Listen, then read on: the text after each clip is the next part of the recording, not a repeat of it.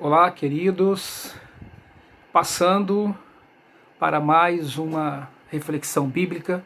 Espero que estejam todos bem, gozando da mais perfeita paz e saúde também, né? Nesses tempos de dificuldade. Hoje o nosso comentário, breve comentário, é sobre Atos 17, o nascimento da igreja dos Tessalonicenses, né? É o estudo nosso da semana do grupo familiar. Atos 17, de 1 a 15, que nos fala da passagem de Paulo pela bela cidade grega dos Tessalonicenses, a cidade de Tessalônica. Paulo estava vindo de Filipos, onde nasceu a igreja dos filipenses. Agora ele está em Tessalônica, e aí nós vamos ver as origens da igreja dos Tessalonicenses. E na viagem, na sequência da viagem, nós vamos ver o surgimento da igreja aos Coríntios, a igreja dos Coríntios e depois também dos Efésios. E assim vão surgindo, né, as comunidades cristãs nas casas, né? A gente vê ali em Filipos a casa de Lídia, a casa daquele carcereiro, foram os primeiros locais de reunião da igreja nascente. E em Tessalônica foi a casa de Jason, provavelmente outras casas. Né? A igreja era caseira, a igreja se reunia nas casas. E a família estava toda envolvida nesse processo de evangelização. Tem algumas coisas que chamam a atenção nesse estudo dessa semana. Né? E principalmente chama-nos a atenção a vida de Paulo, né? O engajamento, o envolvimento dele com a evangelização. Eu quero lembrar aos irmãos aqui alguns pontos importantes da vida de Paulo, né? Características que marcam a vida dele ao longo dessa caminhada de evangelização.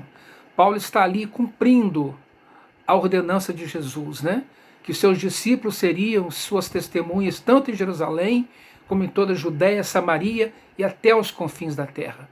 Paulo estava levando o evangelho de Cristo aos confins da terra, né? E chama-nos a atenção exatamente alguns aspectos desse caráter, dessa personalidade cristã de Paulo. Primeiro, a obediência dele de cumprir a ordenança de Jesus. Segundo, a perseverança, né? A gente vê no texto ali que ele vai seguindo exatamente um plano pré-determinado por Deus. Está aqui no nosso estudo, no nosso semanal, né?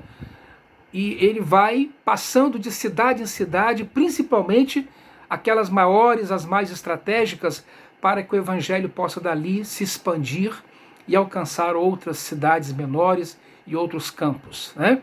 Então Paulo, ele é um planejador. Ele estava dentro do plano de Deus, dentro do propósito de Deus, planejando com Deus esse processo de evangelização do mundo e da expansão do evangelho. Ele era um cooperador, ele era um enviado de Deus, embaixador, como nós somos também, né?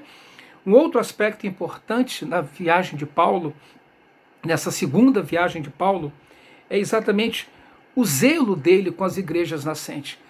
Né? A gente vê, lendo depois na carta aos Tessalonicenses, que ele escreve aos Tessalonicenses, né? Lá no capítulo 2, 1 Tessalonicenses 2,9 e 2 Tessalonicenses 3, de 7 a 12, que ele preferiu não ser pesado aos irmãos e ele se ocupou, enquanto estava nessa cidade, de construir tendas. Seu negócio era fazer tendas, era o seu ofício.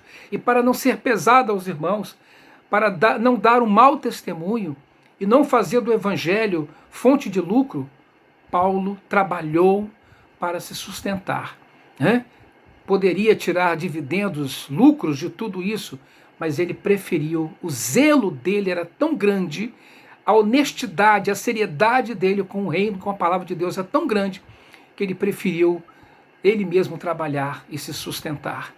Outro aspecto importante é que Paulo estava pronto para levar o evangelho a todas as pessoas. Ele não fazia acepção de pessoas. Tanto que em Tessalônica, mulheres de alta posição, ou mesmo pessoas humildes, gregos, judeus, gente de várias nacionalidades, recebiam a Jesus e ali nascia uma igreja gentílica, não uma igreja fundada em dogmas, em legalismos, mas uma igreja aberta à expansão do evangelho.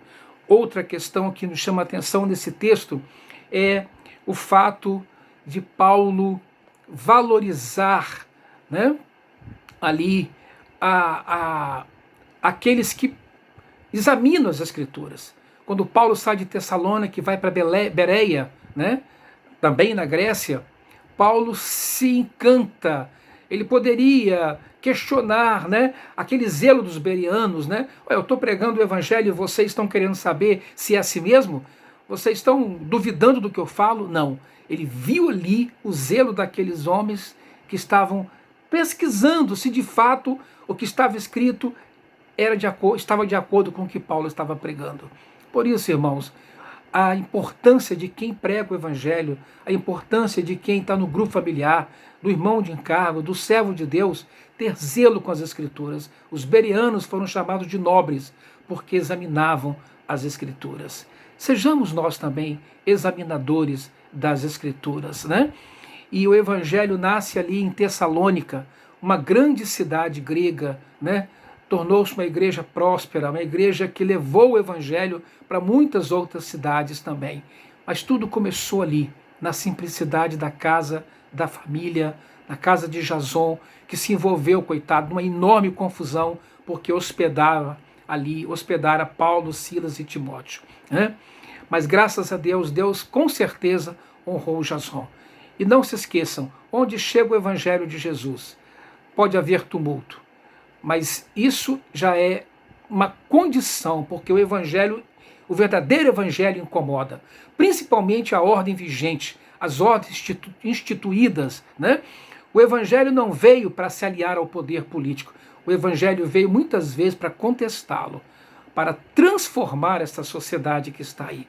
Por isso eu peço aos irmãos que tenham zelo com a palavra, não misture o evangelho com as coisas deste mundo, mas sejamos puros, vivamos a pureza do evangelho e alegremos-nos com a beleza da igreja, porque é isso que temos pregado. Amém? Portanto, eu quero que os irmãos meditem neste texto, estudem com alegria, com carinho, compartilhem no grupo familiar e, acima de tudo, aprendam com esse testemunho de Paulo, com a fidelidade de Paulo, com a coragem de Paulo, com a ousadia de Paulo, com a obediência de Paulo, Silas e Timóteo. Que Deus levante homens e mulheres cheios do Espírito Santo para cumprir a ordenança de Jesus a cada dia e a cada momento. Um grande abraço a todos, uma semana muito abençoada, que nossas reuniões sejam ainda mais poderosas em Deus, para que a gente possa se alegrar na presença do Senhor. Então, um grande beijo no coração dos irmãos e fiquem na paz, em nome de Jesus. Amém.